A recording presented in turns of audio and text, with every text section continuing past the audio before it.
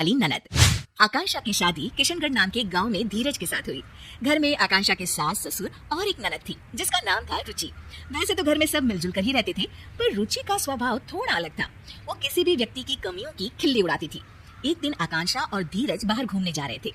आकांक्षा ने बहुत ही अच्छी सी साड़ी पहनी थी। अरे वाह बहू, तू तो इस साड़ी में बहुत सुंदर लग रही है। थैंक यू मम्मी जी। तभी रुचि वहाँ आ जाती है। रुचि आकांक्षा को देखती है तो उसे उसकी साड़ी बिल्कुल भी पसंद नहीं आती। आय हाय भाभी, ये कैसे साड़ी पहनकर जा रही हो आप? बिल्कुल भी अच्छी नहीं लग रही। लाल साड़ी में एकदम टमाटर लग रही हो।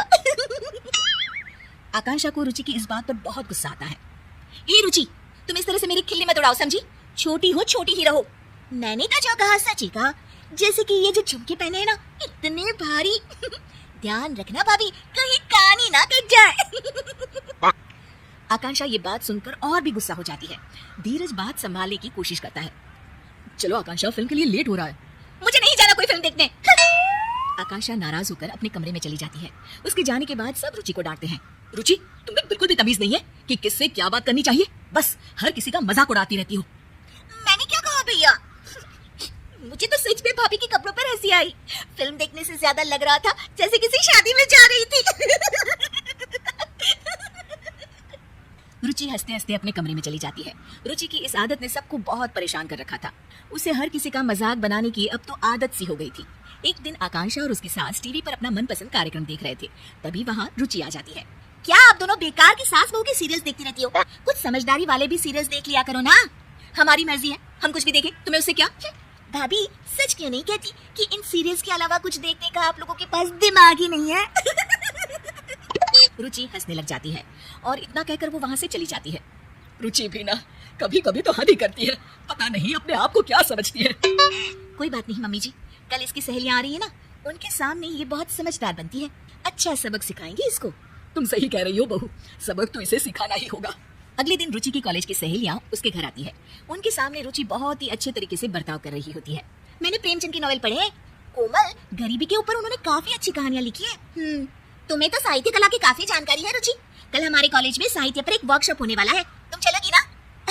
बिल्कुल चलूंगी कोमल। अरे राधिका, तुम तो कुछ ले ही नहीं रही हो। रुको, मैं तुम्हारे लिए कोल्ड ड्रिंक लेकर आती हूँ। अरे नहीं, मैं खुद ले लूंगी। अरे मैं ले आती हूँ ना, तुम यही रुको। रुचि को अपनी सहेलियों से इतने अच्छे से बातें करते देख आकांक्षा अपनी सास से कहती है, ये देखिए मम्मी जी, अपनी सहेलियों के साथ कितना अच्छा बर्ताव करती है। हाँ, बस अपने घर वालों को ही कुछ नहीं समझती। तभी आकांक्षा को एक तरकीब सूझती है। मुझे एक तरकीब सूझी है मम्मी जी, चलो इसको अभी सबक सिखाते हैं। अच्छा चल चल बहू। आकांक्षा सबके लिए नाश्ता लगा रही होती है और जानबूझकर हर चीज को मिला देती है। कोल्ड ड्रिंक को कप में डाल देती है। तभी वहाँ रुचि आती है और रुचि खाने का ऐसा इंतजाम देखकर गुस्सा हो जाती है। अरे भाभी, आप भी ना एकदम गवार की गवार हो। कोल्ड ड्रिंक कप में कौन परोसता है? ओह, मैं अभी ठीक कर देती हूँ रुचि। और ये समोसे और चटनी एक साथ क्यों मिला दिया आपने? कितनी पढ़ाई की है आपने भाभी? रुचि की सहेलियां रुचि को ऐसे बातें करते देख दंग रह जाती है। अरे रुचि, ये क्या तरीका हुआ अपनी भाभी से बात करने का? रुचि अब आकांक्षा का मजाक उड़ाने लग जाती है। ये देखो, ये कोल्ड ड्रिंक चाय के कप में लेकर आई है। रुचि की सहेलियों को इस बात पर बिल्कुल हंसी नहीं आती। रुचि, हम तुम्हें बहुत अच्छी लड़की समझते थे, पर तुम ऐसी होगी हमने तो कभी सोचा भी नहीं था। हाँ, बातें तो इतनी ज्ञानों वाली करती है और अपने बड़ों से कैसे बात करती है, इसमें तो तमीज ही नहीं है। हम तो चले भाई, और आज से तुम हमारे ग्रुप में भी नहीं रहोगी। पहले लोगों से बात करने का ढंग सीख लो, फिर कुछ और सीखना। अरे आप लोग तो सीरियस हो गए, मैं तो मजाक ही कर रही थी। हर किसी का मजाक उड़ाना अच्छी बात नहीं है रुचि। रुचि के दोस्त बिना कुछ खाए पिए वहाँ से चले जाते हैं और रुचि को अपने बुरे बर्ताव का परिणाम आज भुगतना पड़ता है। आकांक्षा और उसकी सास एक दूसरे की तरफ देखकर मुस्कुराते हैं और खुश हो जाते हैं। उस घटना के बाद रुचि सबसे अच्छे से पेश आती थी और उसने सबका मजाक उड़ाना भी छोड़ दिया।